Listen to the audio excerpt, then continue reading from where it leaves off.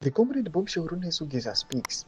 Panguva ino obuda achitaura mashoko ekuti aiwa each and every citizens ngaachiva ready for the shutdown.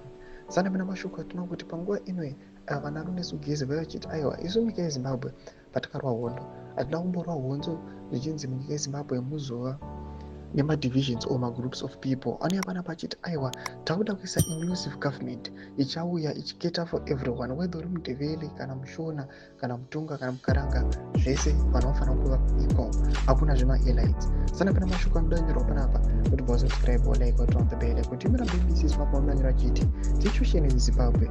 Comrade Bombshell Runesi Ugeza kuti all Zimbabwe is to be ready for a shutdown, to remove ED government, to replace it with an inclusive government that consists of everyone.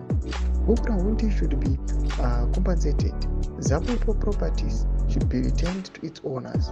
We should start building our country together after removing criminals, says Geza. Tomashoko amuna Geza achiti aiwa takuda kutanga patsva tivake nyika yedu tabvisa macriminals.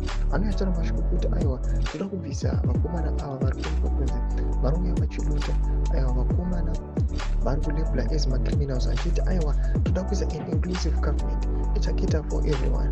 Mazapo properties akatogwa nevakomana vatitoda kuti adzoserwe and tova tatanga kubuild our own country aiwa from the foundation, not kuti the country inobuilda pamusoro aiwa peropa kana corruption. Mashoko ari kubuda panapa achitaurwa naComrade Bombshell panguva ino yatiri kuona kuti aiwa achigaina popularity. Panapa tichiona kuti vanhu vanyatso kuona kuti aiwa uyu mukomana uyu ndiye mukomana anyatsoratidza unyanzvi hwake. Panguva ino people vari kuramba vachiudziwa kuti aiwa vagare vari ready for the shutdown, nokuda kwokuti vakomana ava zvavakaronga uye nesupport yavainayo isiri kuzivikanwa kuti vakomana iri kunyatsokubva kupi, zviita kuti vakomana ava vave neconfidence nezvavari kuita. Panguva ino zvava pamalevels aunyatsokuona kuti yava big level. Tudze mafunguro enyu muri kudi pamusoro pechitiko ichi. Kana kumesa section medu, subscribe or like, turn on the bell.